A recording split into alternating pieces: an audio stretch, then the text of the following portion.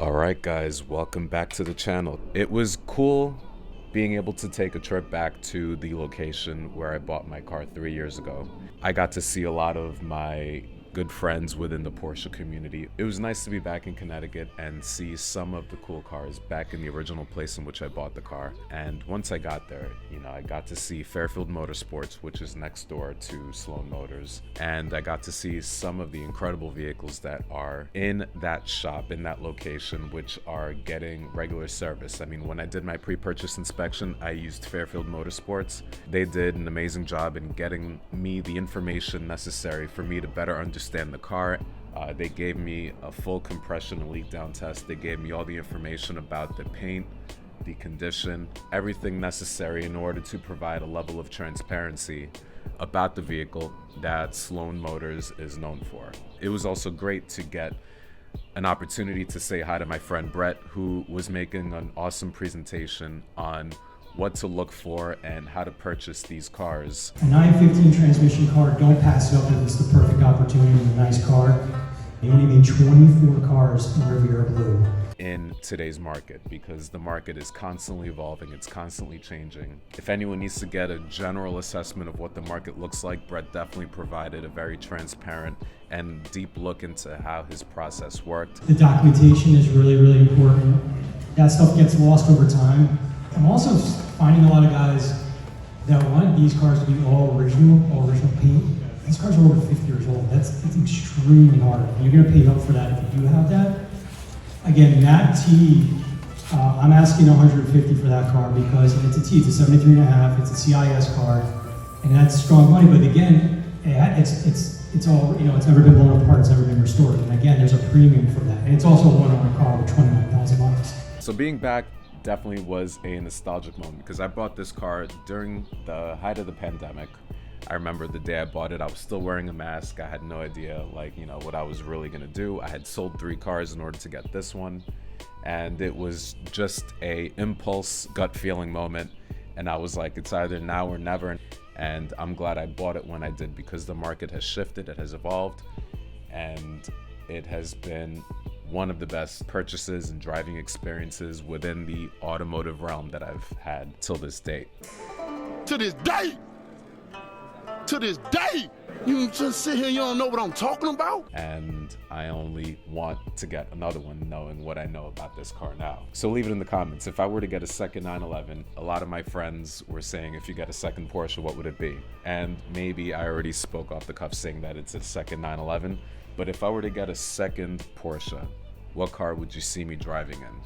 A lot of people have said, well, you can get a modern car just to have a complement paint to sample to this GT4 RS, but get it in paint to sample so it matches this color, which I think would be pretty cool. Have like the modern and the old, but the same color together, both blue on blue. Maybe that's something that I'm gonna play with down the line, maybe in the future. I'm not sure. It's something that only time will tell what I decide to do. But speaking about 911s, I was able to see their current inventory and I was having a really good time just catching up with friends and looking at some of the cars that they have in their inventory. Some of the cars that stood out to me were the late 80 G-body cars that they had that were in Guards Red. There was a green Targa that they had in particular that really caught my eye.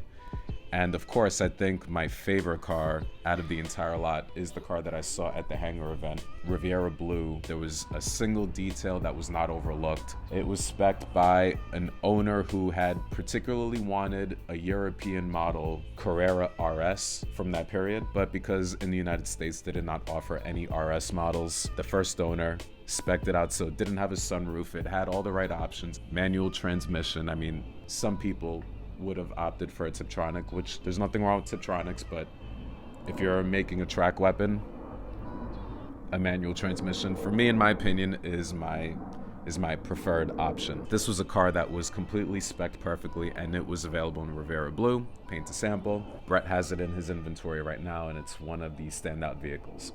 Another standout vehicle was a 993 Targa with maybe 1,800 miles, and it still wears the original Continental tires from the factory, which in my opinion, it's like, why did this car sit for so long? Really cool car. I mean, if I were to ever acquire a 993 Targa in that perfect level, that perfect condition, I would give it Michelin Pilot Sport tires, make it running condition, check all the internals, make sure everything is moving properly and correctly. In my opinion, it needs to be broken in again. And I would just drive it because these cars need to move. I mean, the one thing I love about my car is that I've driven low mileage examples of my car, and it drives better than most of the cars that have just sat in collections for a really long time, because these cars are not designed to sit. You know, imagine if we sat, didn't exercise. It's the same concept in my opinion. If we don't move, we don't work as well. And I use that same ethos and that same philosophy when it comes to cars. Cars are meant to be driven, they're meant to be used. You have to exercise the legs on these things because they're meant to be in motion. They are machines. Oil is not supposed to just sink to the bottom of these engines. It's a dry sump engine, so it's supposed to go from the bottom up. It's the same concept with like human physiology. We need to move, we need to keep in motion. And that's what these cars are meant to do. They're meant to be driven. The fact that I'm talking to you right now about cars that I saw in the collection that are in the inventory, I mean, that's the thing I love about Brett. He moves all these cars. Like, he'll take them to shows, he'll drive them. He'll tell you these cars are meant to be driven. You know, and of course he has some people who have these cars and they sit. But, you know, these cars are meant to be used. And on that note, I'm going to take this thing out for a drive. I'll be right back.